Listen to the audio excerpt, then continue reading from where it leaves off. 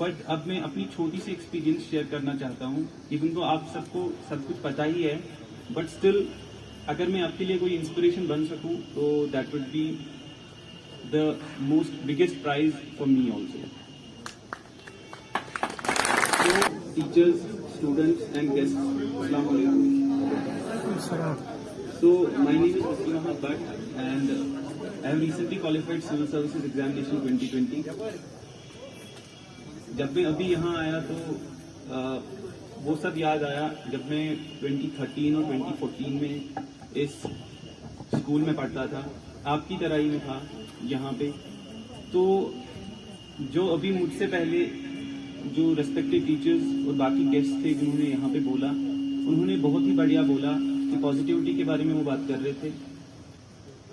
But अब मैं अपनी छोटी सी एक्सपीरियंस शेयर करना चाहता हूँ। इवन तो आप सबको सब कुछ पता ही है, बट स्टिल अगर मैं आपके लिए कोई इंस्पिरेशन बन सकूँ तो that would be the most biggest prize for me also.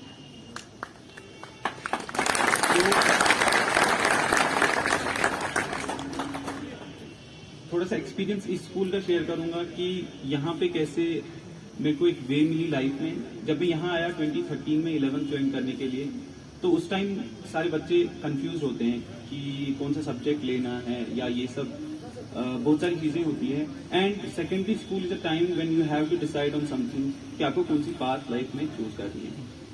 तो I took physics, chemistry, mathematics and biology and I thought कि लेटर ऑन चलो करियर्स देखेंगे इंजीनियरिंग में या मेडिसिन में करियर देखेंगे। बट यहाँ पे जब मैं आया, यहाँ के जो टीचर्स थे, I found them, I would say the most excellent teachers I have ever seen. Ishfaq साहब यहाँ पे पढ़ा रहे थे उस टाइम केमिस्ट्री, उनका बहुत ही शुक्रगुजार हूँ कि इन्होंने जो एक नॉलेज जो एक होती है वो तो टीचर देते ही हैं, उसके अलावा जो इंकरेजमेंट इन सब टीचर्स की तरफ से मुझे मिली है, उसकी वजह से ही आज मैं यहाँ पे हूँ। अब मैं थोड़ा सा आपको बताना चाहूंगा कि जब हम बात करते हैं गोल की लाइफ में, यूजुअली हम बहुत वेग टर्म्स में बात करते हैं कि you have to set a goal, you have to do this and that and then you will reach the goal. But what is the goal? आप कैसे चूज करोगे कि आपकी लाइफ में गोल क्या है? तो इसके लिए एक very unique kind of philosophy in Japan known as ikigai. तो अगर आपने इसके बारे में सुना होगा तो ये फिलोसफी आपको बहुत ही फायदा देगी in setting your goal in life. आपका पर्पस क्या है आपकी लाइफ में? मैं आपको थोड़ा सा इलैबोरेट करके बताता हूँ कि इकिगाई में 4 चीजें आती हैं। This is a philosophy which can help you in determine the purpose of your life. The first thing is what you want, what you like. Okay, so this is the first thing. अब ऐसे होता है कि sometimes some people would say I want to become a doctor because of different things, or others will say I want to become an engineer, others will like to be a professor or a teacher. तो ये सारी चीजें, ये पहली चीज है। आपको life में देखना है कि आपका पैशन क्या है, आप करना क्या चाहते हो। दूसरी चीज है what you are good at. Sometimes हमारे टैलेंट्स होते हैं वो हमारे पैशन के साथ डायरेक्टली इंटरकनेक्टेड नहीं होते। Probably you are good at engineering but you want to be a doctor, तो there is a problem, slide problem, जो कि आपको देखनी पड़ेगी। ये 2 चीजें जब आप देखोगे, तीसरी चीज आप देखोगे कि what is the society want, society के लिए क्या काम करेगा।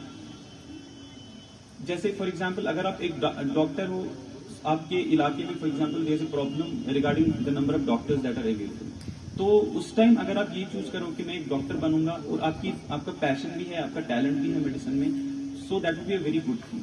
And the fourth thing would be obviously कि it should be something that pays you, because life तो आपको गुजारनी है, तो money is very important also. So ये 4 चीजें, what you are good at, what you want, what the society needs, and जो मैंने चौथी चीज बोली थी कि जो आपको पे करे, तो ये 4 चीजें आप अपने आप से पूछिए। ये एक बहुत ही पर्सनलाइज्ड क्वेश्चंस हैं। It can not be like कि आप अपनी फ्रेंड से पूछ रहे हो कि आप मेरे लिए डिसाइड करो। It's a very personal question, you have to ask it to yourself these questions, and if you answer those questions very sincerely, I would guarantee you that you find something that would be a very unique goal, और जो आपकी personality को बहुत ही suit करेगा। तो आप please ये करिए। ये मेरे को बहुत ही स्पेसिफिकली आपके लिए बताना था, बिकॉज बहुत सारा कंफ्यूजन होता है when you are in school. You don't know how to actually choose a career, you don't know how to do things. So आप पहले ये गोल सेट करें इन 4 क्वेश्चन को आंसर करके। देन इसके बाद क्वेश्चन आता है कि चलो गोल तो सेट कर लिया, but how to move forward, how to go forward. आप कैसे करेंगे, कौन सा रास्ता है।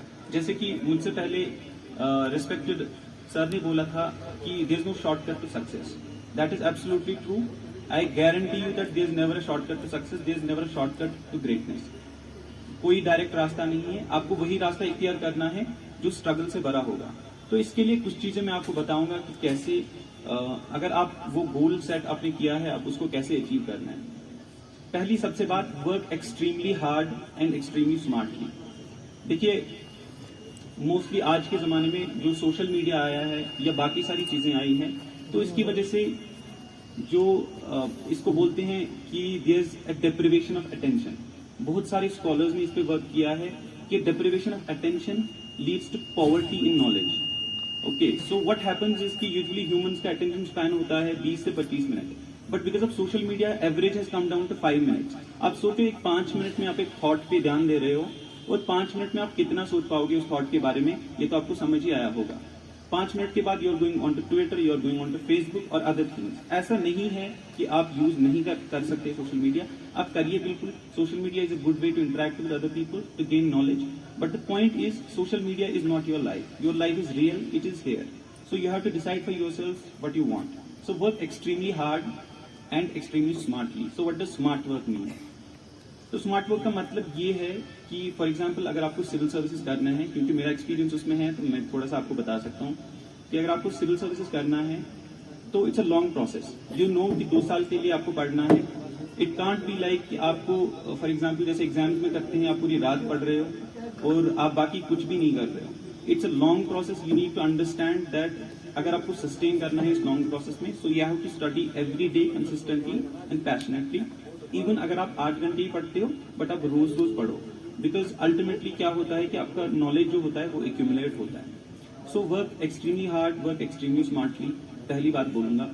दूसरा, जो हमारी लाइफ में जब भी कोई फेलियर आता है, usually what humans do, this is natural tendency that has developed during the human evolution. What we do is कि वी से नहीं यार मैंने तो नहीं किया, ये एक्चुअली ये किस्मत की बात है, या ये उसने किया, या पेपर ऐसा आया, या ये हुआ या वो हुआ।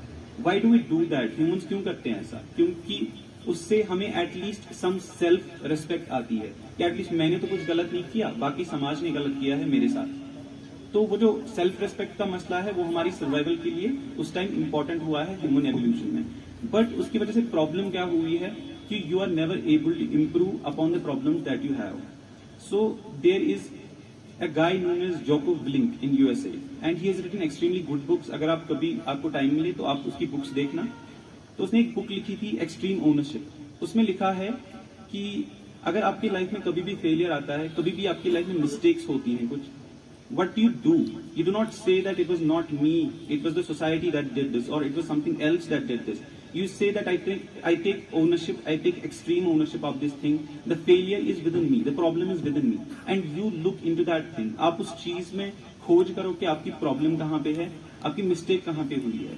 फेलियर एक स्टेप होता है टुवर्ड सक्सेस। अगर आप ये चीज करें कि आप ओनरशिप ले उस फेलियर का, आप किसी और पे न डालें।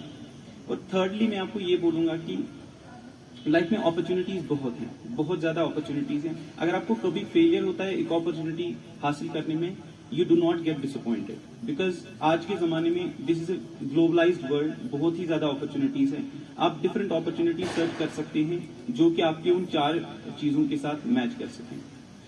और अल्टीमेटली अभी सर ने इससे पहले बात की थी कोविड-19 पैंडेमिक के बारे में, तो मैं आपको थोड़ा सा एक्सपीरियंस बताता हूँ इसका। जब मैंने सिविल सर्विसेज प्रिपरेशन की 2019 में, मैं NIT श्रीनगर से सिविल इंजीनियरिंग में निकला बीटेक करके, and I went to Delhi. I thought कि चलो दिल्ली से प्रिपरेशन करते हैं, बिकॉज यहाँ पे probably sometimes problems might happen regarding resources and guidance. So I went to Delhi and I started doing preparation. And August 2019 से मैं प्रिपरेशन कर रहा था till March 2020 when the covid pandemic came, and सारे वहां पे सब कुछ बंद हो गया। एंड ultimately came the question was that do I want to live और do I want to study now. I said कि चलो अभी ठीक है, मैं घर पे पढ़ लेता हूँ। जब मैं घर आ गया तो यहाँ पे ऑब्वियसली रिसोर्सेज की कमी तो हुई। I had to print material, I had to do other things. तो but ultimately I found out कि मैंने एक कोट देखा, एल्बर्ट आइंस्टाइन ने बोला था, he said that in every crisis there is an opportunity. ये क्यों बोला उसने? क्योंकि जब कैम्ब्रिज में न्यूटन पढ़ता था आइजैक न्यूटन जब कैम्ब्रिज में पढ़ते थे तो उस टाइम एक पैंडेमिक हुआ था यूरोप में। सो उनको ये हुआ कि उनको टाइम मिल गया, पूरा कैम्ब्रिज बंद हो गया था, तो वो घर चले गए। और पता है उन्होंने उस टाइम में क्या किया, कैलकुलस इन्वेंट किया उन्होंने, और जो हम आज न्यूटन लॉज पढ़ते हैं वो सारे उन्होंने इन्वेंट किए, जो कि फॉर ग्रांटेड लेते हैं। तो एक क्राइसिस जो हुआ था कोविड का, उसमें या कोई भी क्राइसिस आपकी लाइफ में आए, आप उसको एक अपॉर्चुनिटी की तरह लीजिए। अब ये ना सोचिए कि ये क्राइसिस मेरी लाइफ में अब मेरा सबसे बड़ा फेलियर हो गया है। नहीं, ये क्राइसिस आपके लिए एक अपॉर्चुनिटी हो सकती है अगर आप उस पर काम करेंगे। और अल्टीमेटली मैं ये कहूंगा, सर मोहम्मद इकबाल के एक शायर है कि खुदी को कर बुलंद इतना कि हर तकदीर से पहले, खुदी को कर बुलंद इतना कि हर तकदीर से पहले खुदा बंदे से खुद पूछे बता तेरी रजा का क्या है। इसका ये मतलब है कि you become so good, you work so much on yourself, you work so hard on yourself that any organisation in the world जहां पे तुम जाना चाहते हो, they can not refuse you. If you want to do civil services, you work so hard that UPSC can not refuse you. If you want to become a doctor, you work so hard that NEET exam cannot stop you from going into the college. Thank you. ये मेरा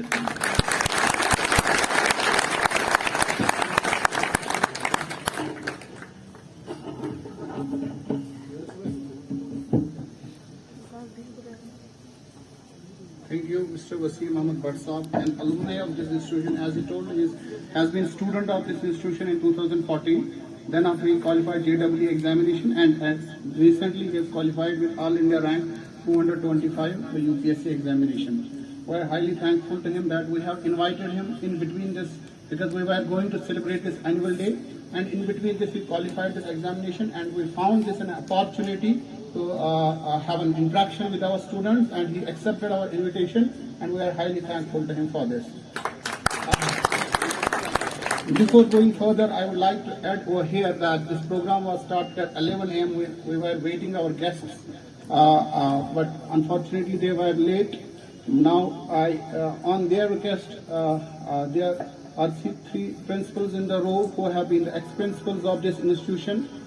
They want to share their experiences with us, and then after there will be the prize distribution and vote of thanks.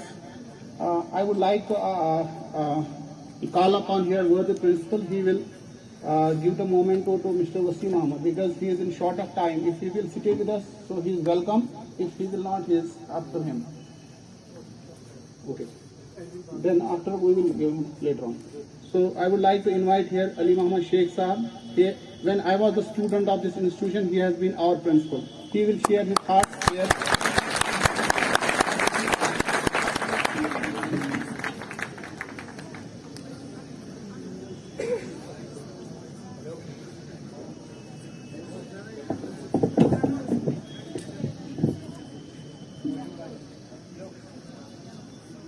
Respected Chairman, worthy colleagues, worthy students, worthy guests,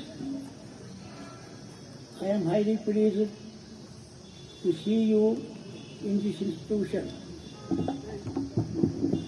मैं ये कहना आपसे चाहता हूँ, ज़्यादा वक्त नहीं है, बल्कि जहाँ तक मेरी सर्विस का ताल्लुक है, मैं 3 दफ़ा मैंने यहाँ सर्विस की है, एज टीचर भी, एज लेक्चरर भी, एज प्रिंसिपल भी।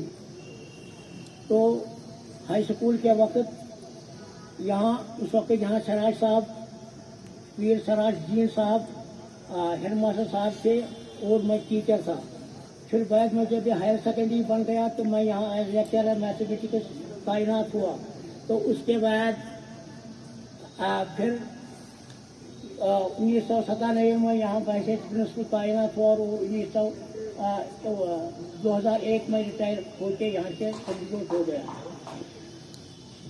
जहाँ तक मेरा ताल्लुक है, मेरी तजुर्बे का ताल्लुक है, इसके लिए ज़्यादा कुछ कहना नहीं है कि हर क्या आमद मारे के नौसाख रफ्त मंजिल बजी गले पर्दा। जो कोई भी इस फील्ड में आता है वो अपने अपने तजुर्बे के मुताबिक अपने आप को अपने आप को, अपने इंस्टीट्यूशन को और अपने काम